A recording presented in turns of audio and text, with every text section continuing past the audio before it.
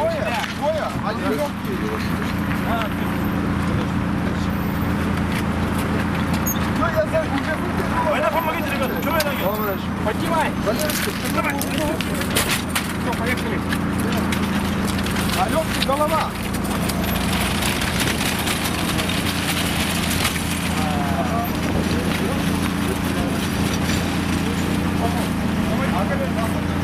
Чешемилька.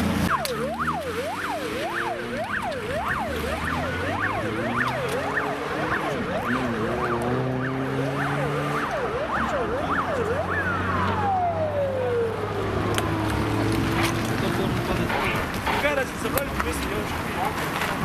Ты плохо чувствуешь, да, друзья? Нет. Надо вытащить меня.